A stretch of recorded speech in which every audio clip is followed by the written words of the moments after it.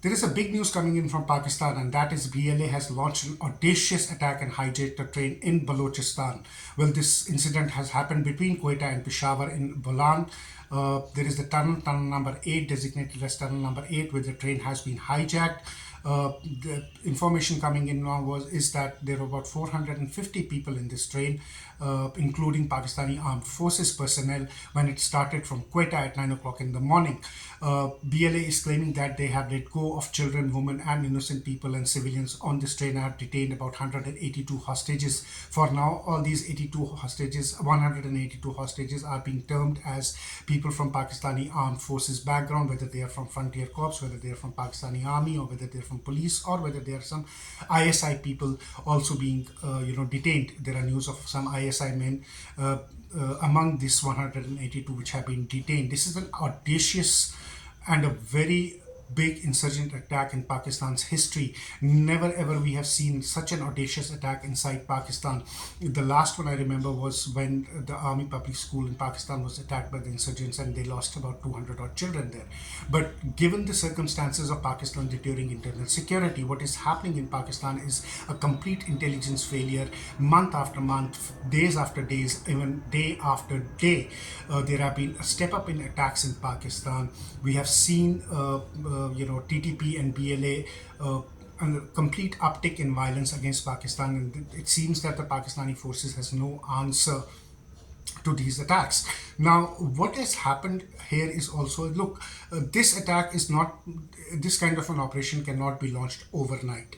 This might take months of planning, if not a year, and the way it has been meticulously carried out by BLA tells you how meticulously, how closely, how operationally, how brilliantly they have executed this operation inside Pakistan, wherein they have successfully taken over the train, taken away the civilians, let them go, and held 182 Pakistani armed forces personnel as hostage. And that's a big number for Pakistan. Never ever in their history, I don't think, except a war in Bangladesh, which they lost, and 90,000 men had to surrender. But that's a war between two nations. Never ever in Pakistan, Pakistani military has been held hostage in such great numbers.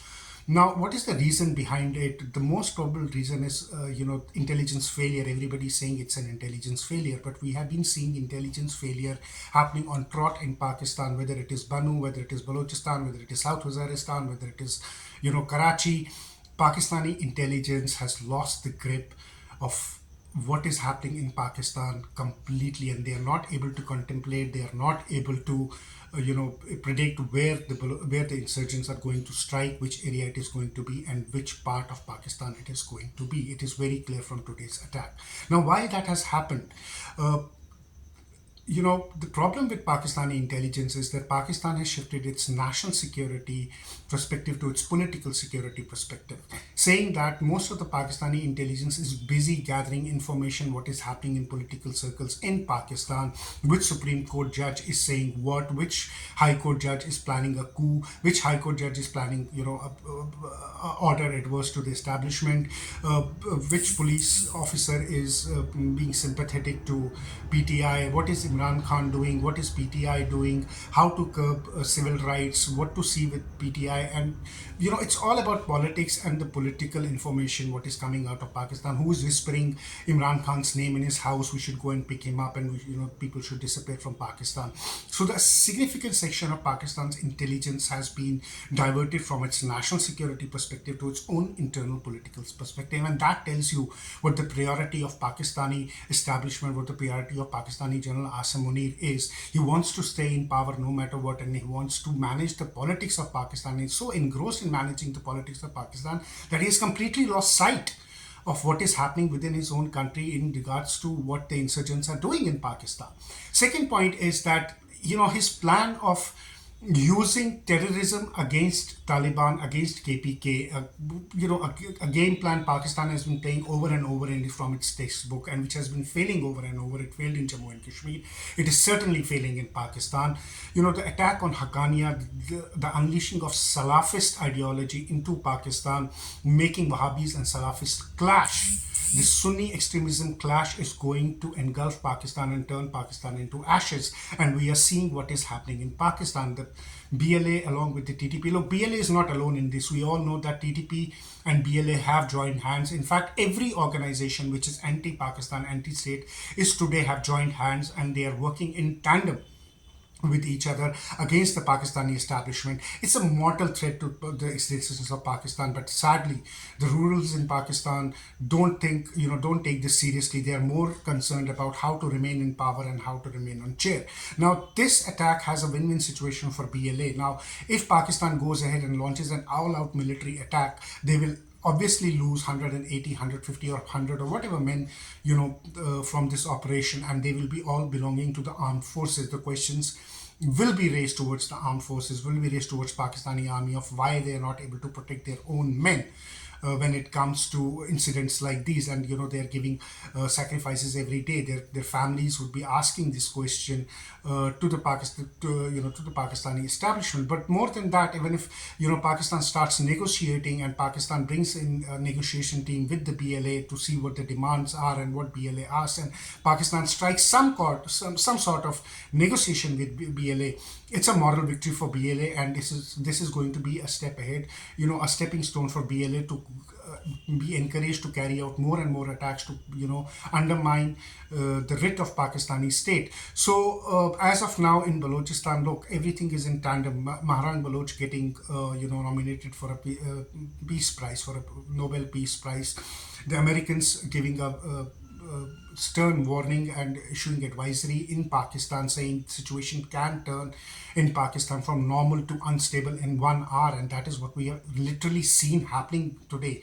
In 1 hour, the situation in Pakistan has gone from being normal to completely being abnormal and completely chaotic.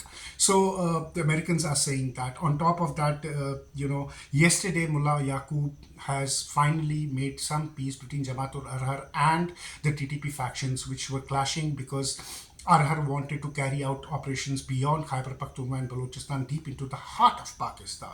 And what the sources are telling me today is that Mullah Yaqub have given them a tacit approval of going ahead and striking within deep in the hearts of Pakistan establishment. So that is going to be very worrisome for Pakistan. And Pakistan's response has been to unleash ISKP terrorists on KPK leaders. We have seen assassination of Khalil Haqqani in Afghanistan. We saw suicide bombing in Haqqaniya, Masjid Haqqaniya in KPK, and these incidents are not only going to complicate Pakistan's own further security, but they're also going to play the big fault lines which lie within Pakistan. Within Pakistan, this is going to play war between Maulanas in Pakistan. Fazlur Rahman yesterday, JUIF chief, had to come in and said that this is not jihad, this is terrorism. He was forced to say that because he knows that the brunt is being faced by JUIF as well. And every Maulana is on a legitimate target from a rival group, from a rival sect, or from a rival organization. So the full-fledged war between Maulanas on one end and Pakistani establishment on another end is very, very bad news for Pakistan. Look, what seems to happen in Pakistan is that what is coming out of Pakistan is that Pakistan is going to become new Afghanistan. We are going to see huge unrest within Pakistan. We are going to see Pakistan battling these insurgents day in and day out, these audacious attacks becoming more and more audacious. There are chances that these attacks will become more audacious in coming months, and Pakistani security completely collapsing. The only option the Pakistanis really have is to go an all-out war with the Afghans. Well, is Pakistan in a position to go into an all-out war with Afghan Taliban? Are we going to see a major escalation on Pakistan's western border, on the Taliban front? Are we going to see an Afghan-Pakistan war taking place? And what is going to be the ramifications of that war which is going to happen in Pakistan? So for now, Pakistan's security has collapsed. Pakistan establishment has absolutely no clue on how to deal with this. But the clouds of war are looming large between Afghans and between Pakistan. And no matter how much Pakistan will try to play down this situation by saying, even blaming India for being for doing something like this and for supporting BLA, the truth is Pakistan's own chicken have come to roost, and Pakistan's own chicken are going to destroy Pakistan from within. So next 48 hours are going to be very, very crucial. I'm going to keep a very, very close eye on what is happening within Pakistan. I will keep on bringing the updates of as and when things move ahead in Pakistan. But as of now, 11 security personnel of Pakistan have been shot dead by BLA. One drone has been shot down. Pakistanis have used helicopter gunships, because what is coming out of Balochistan is that not only the strain has been taken over, but this entire area around Bolan is very firmly controlled by the BLA fighters, which are maybe in hundreds and dozens in number, to deter any Pakistani forces to come into the area and launch a counter-offensive. So the situation is very, very fluid. The situation is very bad in Pakistan. But then at the end of the day, it is Pakistan which has brought the situation upon themselves. And Pakistan's nemesis is its own politics, its own establishment, and its own military and its own military generals. Thank you.